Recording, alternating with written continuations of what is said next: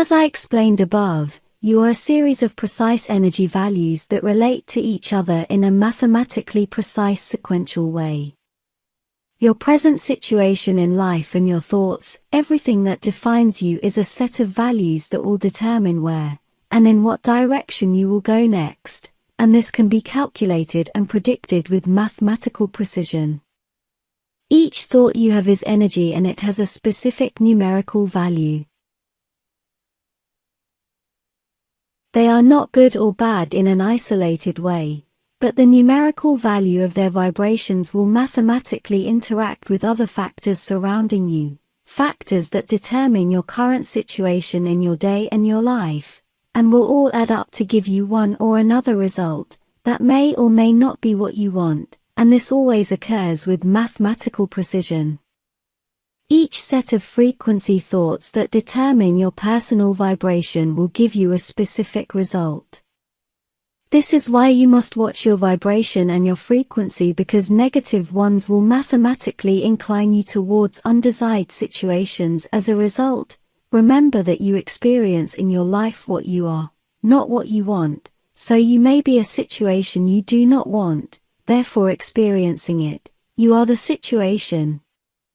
Holding a positive and loving attitude full of gratitude and nice feelings will also incline you towards nicer and more desirable results in a mathematically precise manner. Be what you want.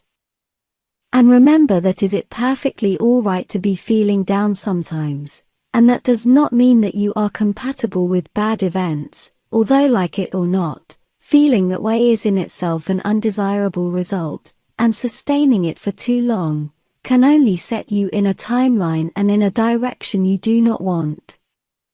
On Earth, as anywhere else, timelines are shared by the people who hold similar perception agreements, and are formed and guided by the perception of the beings experiencing it, in both a collective and a personal manner. Where the people who hold a high vibration will have a much stronger influence over the energy field shaping that reality, simply because the amount of energy a high frequency produces is exponentially higher than one of a low frequency, therefore high frequency people will influence the reality field they are in a much stronger way than low frequency ones. The way a reality and its timeline are formed is not a democracy, it is mathematic energy dynamics, and therefore the strongest people are the ones who will influence their reality in a much stronger way and in direct proportion to their frequency and consistency of it.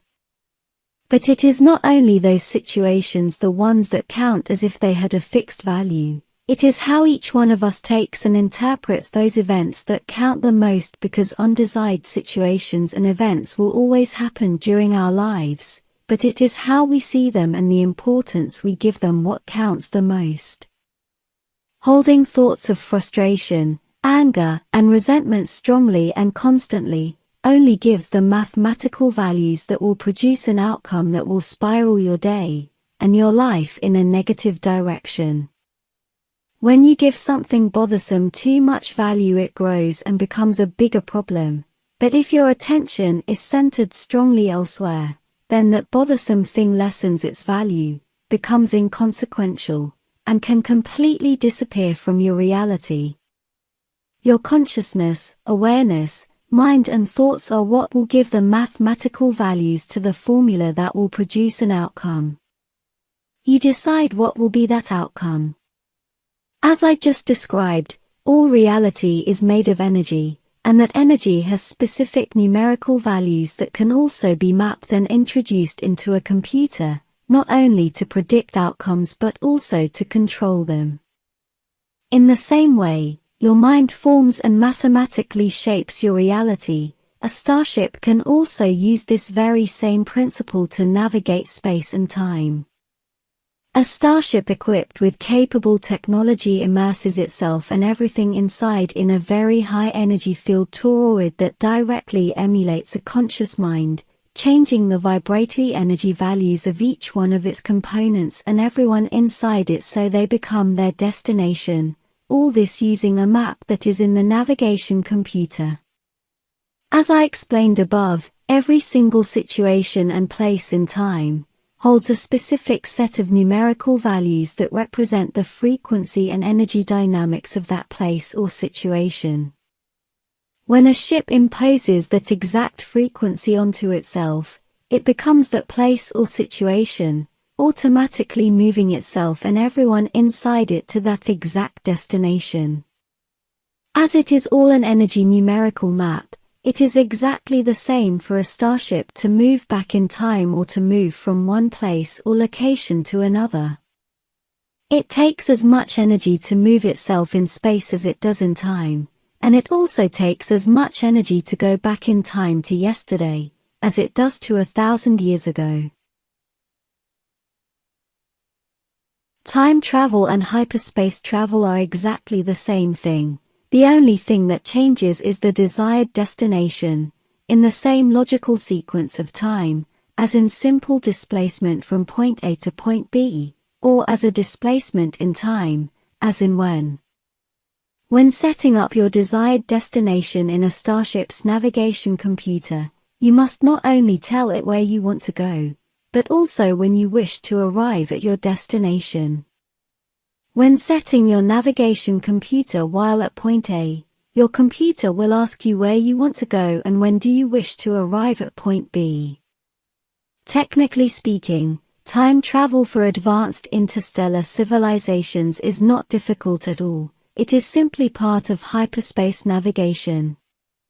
Hyperspace and time travel are essentially the same things. This is also why it may take a few minutes to travel 422 light-years. This can be interpreted as going a lot faster than light, or it can be interpreted as the ship taking several hundreds of years to travel that distance, and then traveling back in time, so in the perception of its crew, only a few minutes or hours have passed.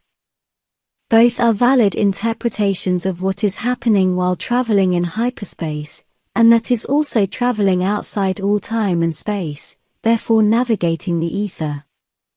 Time travel in itself and at this high level of technology is not a challenge even. That is not the problem with time travel. What is a big problem is all the ethical implications of such travel, as it can result in heavily destructive outcomes for both the travelers and for the people who surround them, and this is a subject for another video. In the same way, a ship can travel from one timeline to another, or backwards and forwards in time, so could any sentient and aware being with a strong connection to Source, at least theoretically, although there are confirmed cases of people who have been able to achieve exactly this using nothing more than their own minds.